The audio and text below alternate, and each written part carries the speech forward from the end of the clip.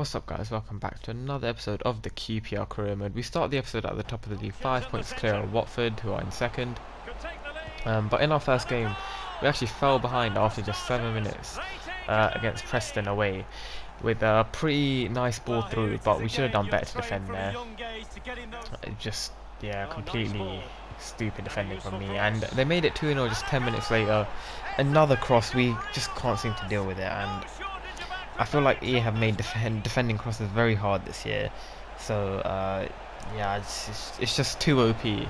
But luckily we managed to get a goal back just a couple minutes later through our new signing Doku, who scores quite a trademark goal of Bright Osei Samuel, just smashing it across the goal, trying to score, occasionally with a finish shot as well. But he halved the deficit just 5 minutes after going 2-0 down.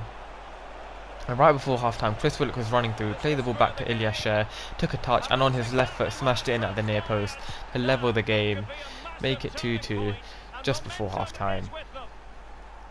Sher has been very, very good this year, as has Willock, to be fair. He started off very slowly, but now he's like really showing his worth to the team. Was a player I was considering replacing before, but now I think he is one of the main players in the team, and he had a chance to really prove that after he was sent through and he ran through, used his pace to get past the defender. A really good ball through it as well. I believe it was from Wagnerman, our new right back. Willock was in acres of space, ran through and just smashed it in at the far post to make it 3-2. We completed the comeback before half time, and in the second half we wanted more goals, and Nico played a fantastic ball through to Doku, who had another chance. Went on, he had Charlie Kelman alongside him, he played it across, and Charlie scores yet another goal. He's been absolutely insane. He scored a ridiculous amount of goals. So somebody who got a huge 2-month injury as well, which I thought could be detrimental to his development. He came back, he got his rating back up to 63, which isn't great, but if we are going to be in the Premier League next season, I do think a new striker will probably be needed.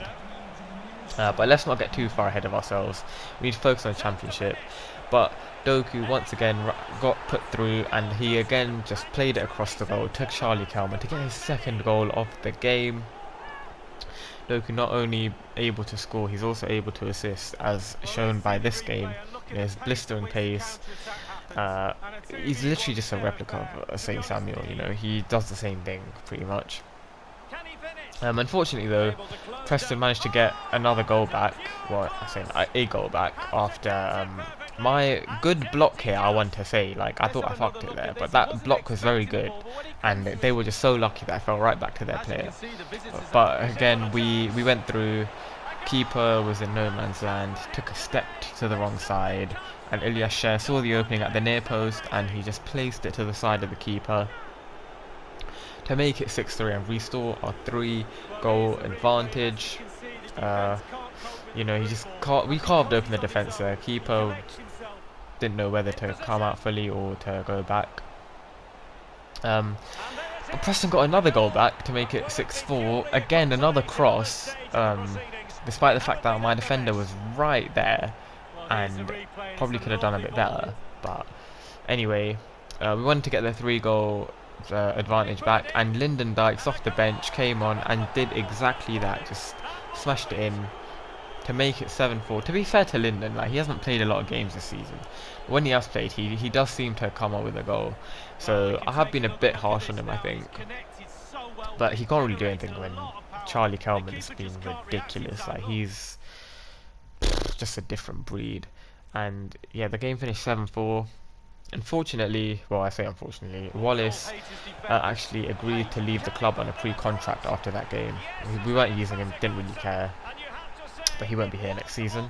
Our next game was actually in the FA Cup, and we fell behind to another club in the EFL, in Barnsley.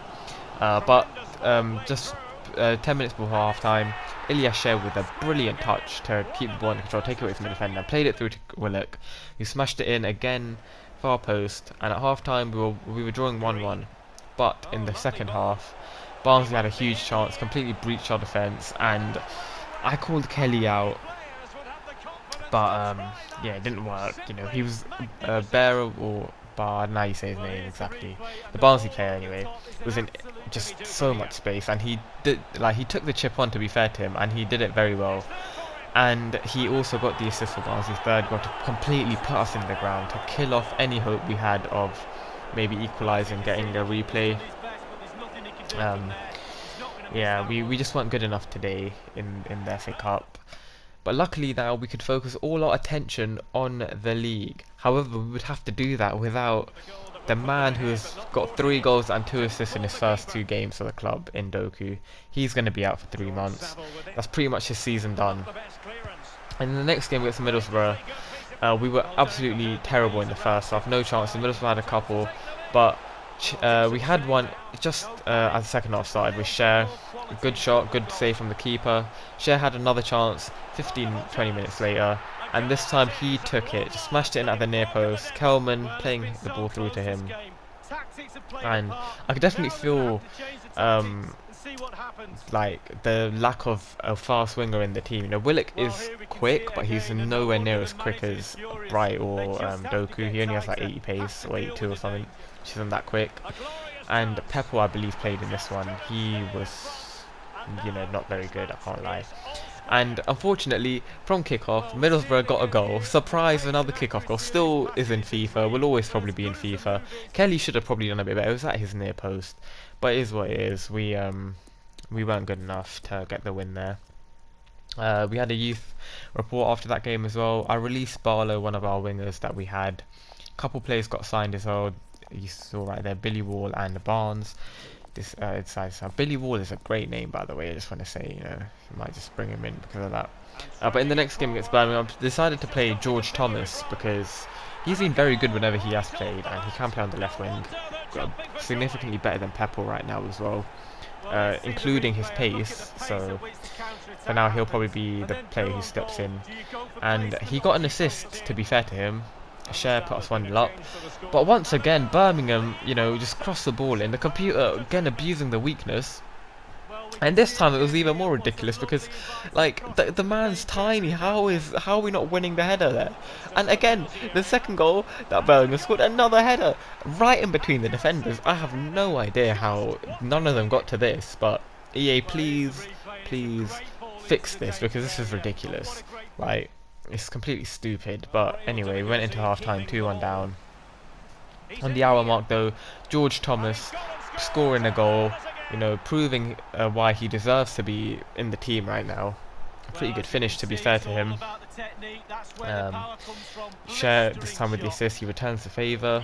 Left foot, far post, and then 15 minutes later, we had a chance. Willock ran down the right again, played it into Kelman, who made it 3-2, and we were now thinking, we have taken the lead for the second time in the game. Can we hold on this time? Can we learn from our mistake in the first half? Can we deal with the crossing? We have 15 minutes to try and prove it. It was a good finish, to be fair. And clearly, we didn't manage to deal with Birmingham's crossing. I was very angry after that goal. I just skipped the goal because they had 3 shots and they scored 3 goals. We only had 4, to be fair, but still, I was very angry after that result. That also meant we were winless in 3 home matches in a row, 1 in the FA Cup and 2 in the league. Going away to Swansea for the final game of the episode, I wanted to make sure that our poor form that we were showing over the last few games would be put to bed, and Kelman took a big step in doing that with his goal after just 3 minutes. A bit lucky that the defender didn't stop him completely because he did get tackled. But yeah, Kelman scored again, and in the second half he got a goal on his left foot to make it 2-0, get his brace. 5-star weak foot, really key like now, in it. He can score on either foot. He's very good. For someone with 65, I've said it before, but he scores a lot of good goals. And in the 8th minute, he had a chance to grab his hat-trick. He was running through, he got past the defender, but unfortunately his shot hit the keeper and off the post. Willock managed to put the ball in, but it was offside, and we won the game 2-0. We end the episode at the top of the league. Thank you for watching. Hopefully you enjoyed, and I'll see you in the next one.